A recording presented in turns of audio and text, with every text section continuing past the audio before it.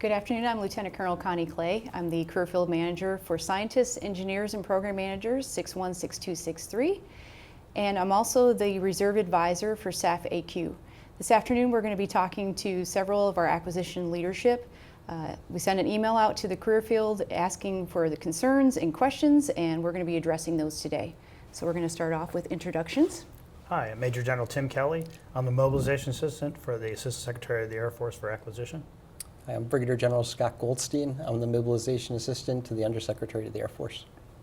I'm Col AJ Leone. I'm the Mobilization Assistant for the Deputy Assistant Secretary for Contracting. Very good. All right, we're going to start off with the first question.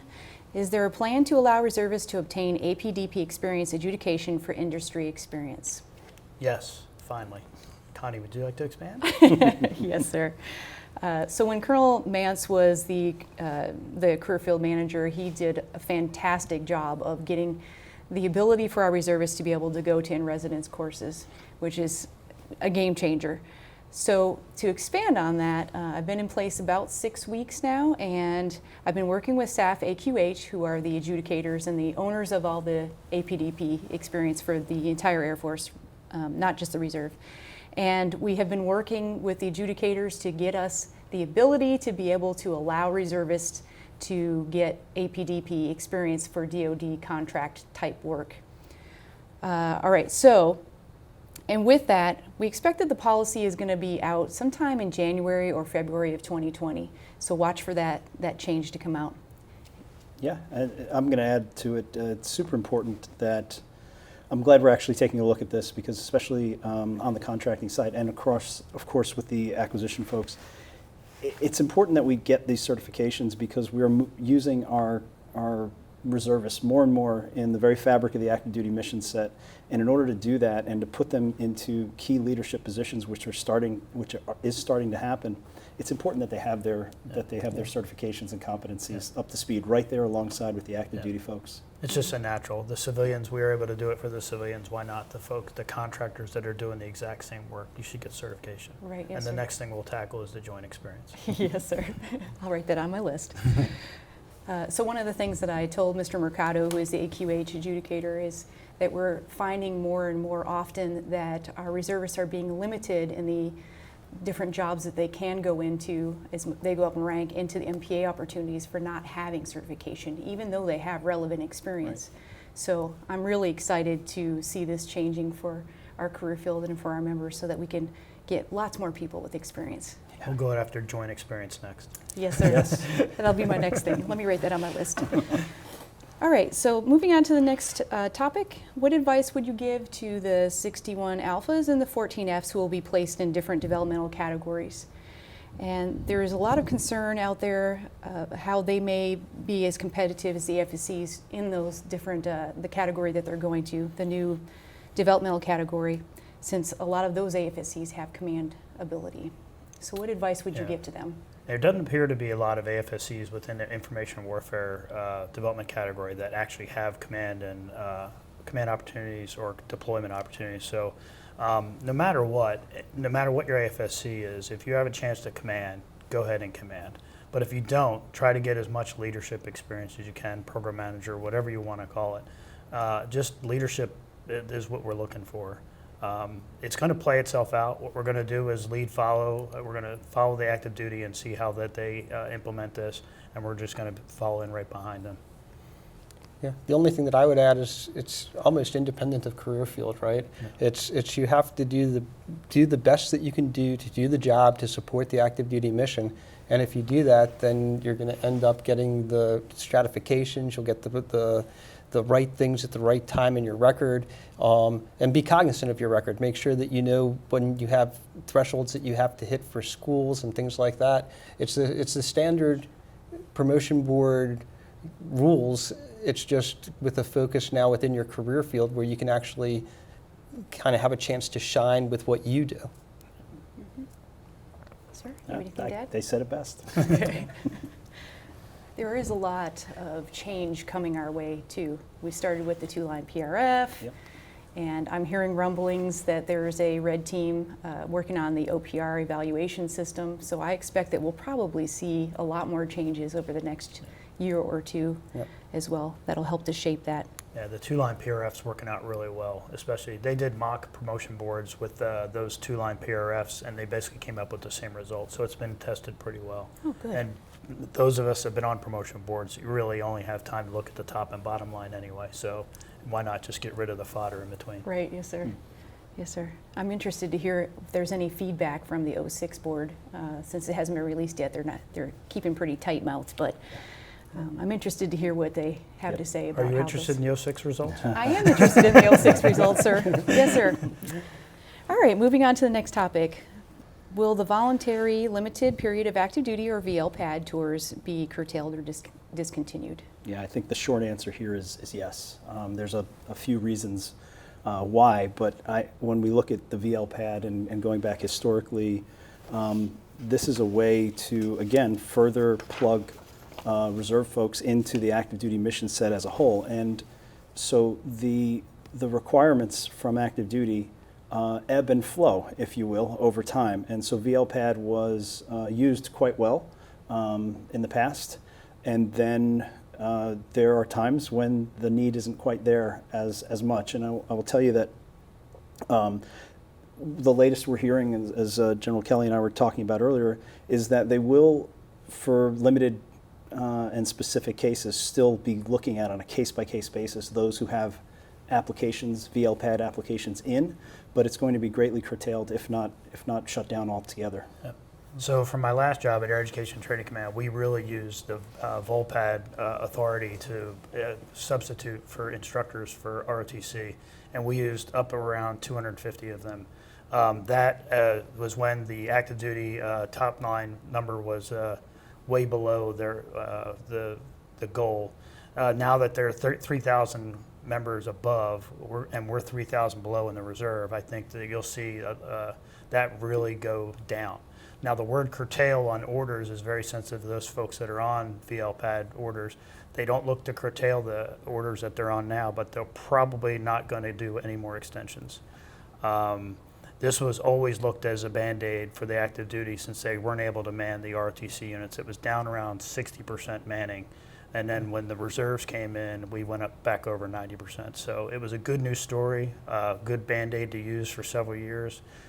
With the top line of the number of the Air Force going up to 321, I think, or 330, I think it's probably going to be, they're going to drop the number of VLPAD opportunities. Maybe they can bring some of those active duty people to help us in the reserve side since we're so short now. Exactly. Do you have anything to add? No, I think that covers it. Okay. All right, now moving on to our next question. How might the Space Force or Space Corps change the look of the Air Force Reserve? Is the plan for Space Force billets and personnel to vector off, or will they stay with the Air Force Reserve? All right, so that's a loaded question in a lot of different respects. Probably the key point is the fact that, this is a Monday. News broke on Sunday of negotiations, right, between the House and the Senate. And I think if you were on C-SPAN right now, you'd probably be watching, floor movement and debate. So, there's no way that we're going to get ahead of that. And we have to kind of understand exactly what the rules are and what we're looking at, both in terms of the legislation and in terms of the appropriations. So all of this is very, very much in play.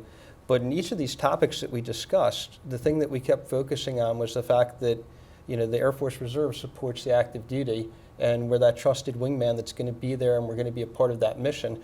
And I think that that's absolutely true with the Space Force as well. I was fortunate. I had the opportunity to speak with Brigadier General Ann Gunter this morning over in Air Force RE, and she has a team that's actually been working very closely with with the plan for how this could potentially stand up depending upon the congressional language. And there's a bunch of COAs, a bunch of things that they're looking at.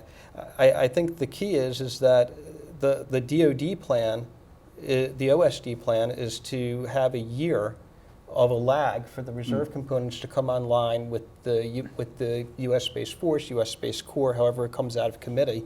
And that will help define exactly what it looks like for the units, for the IMAs, and for the complete support structure that goes with it. And as I said, there are COAs that are being considered to try to really understand and study what's the best way forward. So I think there's going to be a lot of action. It's a hot topic, and it's a really interesting time as we look at standing up what appears will be an independent service and how we'll go ahead and provide the reserve support for that. I'd like to add also, General, as we discussed earlier, that while the formalization of reserve slots and manning and how all that shakes out is going to logically be in trail of what we're doing, of what's taking place now. But reservists, particularly Air Force reservists, have been working in this transition currently, will work the transition, and so it's not like we'll be brought in after. Not that you said that, sir, but we're been in it from the start. Major General Pam Lincoln and Major General Kim Kreider are right in the middle of this Right. whole thing. So, and they're really looking out for reserves. So let me. It's worth taking a moment to clarify what I said, right? Because you bring up great points. The Air Force Reserve is going to be there, the units are going to be there, the IMAs are going to be there, they're going to be providing support through whatever this transition looks like.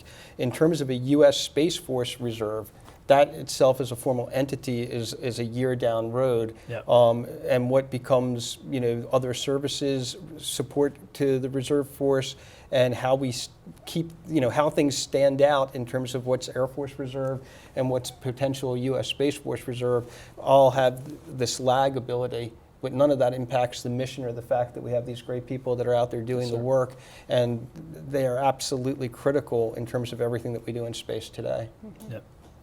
And I understand it makes perfect sense that 13Ss will probably slide off into Space Force, but what do we do about those people that are 6.2s and 6.3s and 6.4s that are working in SMC and Space Command right now? So like I said, there are COAs that they've got in place, but I think the fact of the matter is I don't recall seeing a single COA where those people were excluded. It's a matter of trying to figure out which billets and who. Mm-hmm. And again, it's going to take leadership decisions to try to figure out how they're going to organize this. Because it's very complicated, and there are many different ways that you could look at doing this. Mm-hmm. Yeah. Mm-hmm. We went through it when we developed the Air Force, so I'm sure we'll figure it out. Lessons learned from back then, right? Okay, are we ready to move on to the next question? How do you think that the National Defense Authorization Act, which has been signed every year for the last 50 years except this year, will affect reserve members? I don't think the NDAA will impact us as much as the continuing resolution will on basic funding for us this year. The NDAA will have more longer-term impacts, but the CR right now is having impacts on MPA, RPA, active tours, folks getting paid on their vouchers, all those sorts of things. So that's the more immediate threat, is if we go into another CR, if they punt it on December 20th to March, you'll see some impacts on the top line, and folks maybe won't have as many opportunities for MPA tours. RPA will definitely be cut from what I understand. So that's the alligator closest to the boat. Yes, sir. There's certainly an impact, specifically even on the travel to get our reservists to their duty stations.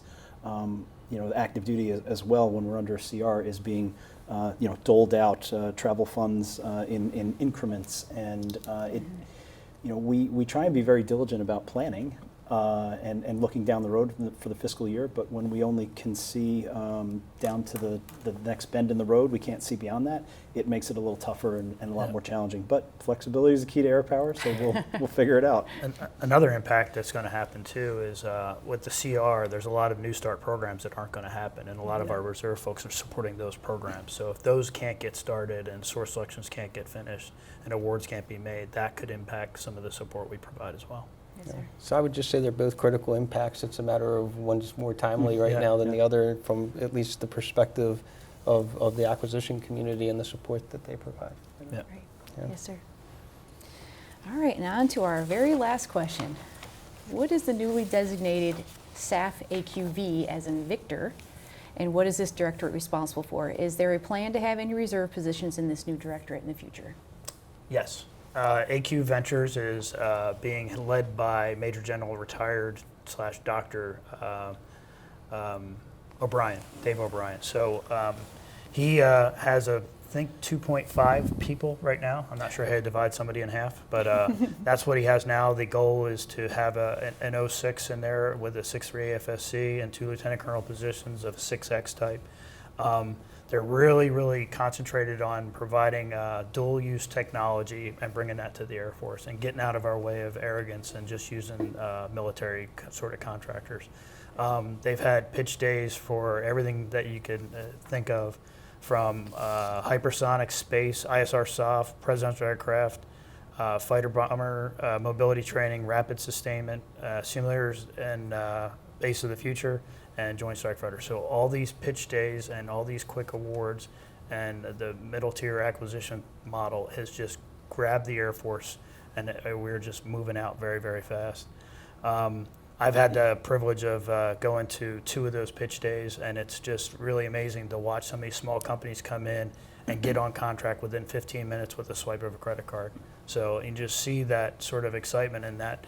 And now Dr. Roper is planning to have a pitch bowl, if you will, like a Super Bowl of pitch days in March, and then that'll allow these companies to take on the next role, get into sort of the more mainline Air Force programs, get into the more meaty R&D programs that are more advanced and not just at the lower level. So this is really going by gangbusters. And so I think that's going to provide a lot of opportunity, especially for our reserve folks that have sort of a venture capital background. So a lot of this started way back with the R&E detachment that's in OSD, and AJ was part of that. You see these venture capital folks come in. It's just kind of it's just a big storm that's hit the Air Force. So I'd add that it's really a mindset change too. When you have new ventures that are seeded with Air Force and DoD money in all the proper and right ways, where it's happening fast and it's an enjoyable experience, which is kind of the opposite of what it might have been in the past. This is truly a game changer.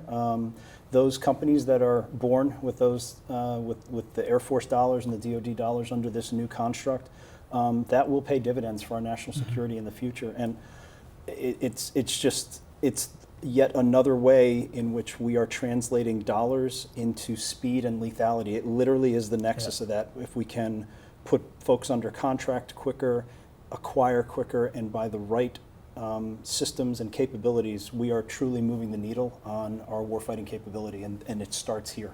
Yeah. It's actually attracting private venture capital money coming in for these dual-use sorts of awards. They've awarded over 1,000 small contracts in the 50K range. They've awarded over 200 mid-tier sort of $1 million contracts, and expect about 50 more in the $10 million range in the spring. So that's real money. And we're getting private money that's coming back from venture capital that's actually being invested into dual-use technologies that's good for commercial and military. So this is a win-win. There's nothing but the upside here.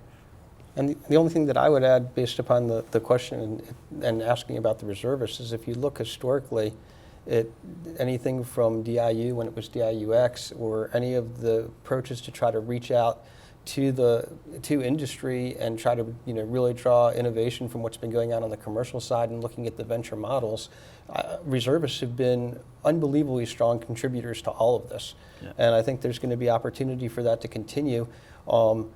It's something where, and a lot of times, it's kind of in their blood and what they're doing on the outside, so they can bring it into play on the inside in ways that don't have conflict of interest. And to people that kind of grew up in the military on the acquisition side, they have to learn the new trick, right, if you will. They have to figure a lot of this out, and it may be foreign to them, where having the reservists come in that actually have that experience from the outside, from a different domain of their life, right, would add extreme value to what everyone's trying to do. And right now, a lot of the participation is through AFRL and AFWorks. So if you have a chance to go work in one of these or participate in a pitch day, jump at it. It's a lot of fun. Yep. Every time I review someone's record, I am absolutely amazed by the resumes that we have out there, folks. We have some incredibly smart people who are doing wonderful things for our Air Force and industries. And as a matter of fact, we just connected 3 reservists with ARPC to help us fix all the issues that we have with MyPERS and travel vouchers and pay. to help do more data analysis for the personnel career field. Great. So very That's excited about all the things that our reservists are doing. Well, that's something that should be foot stomped, honestly. Reservists, at their core, one of our core competencies is that we are boundary spanners by nature. So we have a foot in the government, we have a foot in maybe academia, a foot in the pure private sector, or maybe we work in the as a government civilian. But because we have that boundary spanning capability, we leverage capabilities that may not organically exist on the active duty side. And when used correctly, that again is another force multiplier. Exactly. Tiny but mighty. Right. Yeah. Opportunity to have a large impact. Right, Yeah. yes, sir. Yeah. All right, well, I thank you for your time, gentlemen. And one of the other questions we got from the career field is how often will we be hearing from our leadership? So, Often. Yes. I'm going to try to over-communicate. So, and my inbox doesn't get filled up. So if you guys have questions, send them to me or Connie or AJ and Scott here. We'll willing and able to answer any questions you have. great. And the other thing I'll add is on the contracting side, we had our first, what I believe is our first ever career field conference call, and we intend to do that at least semi-annually. So it was, Connie, you were on that call, Yes, and sir. appreciate that. So we intend to keep that up. Very good. Great. Thanks. All right. Thank you. Great. Thank you. Thank you.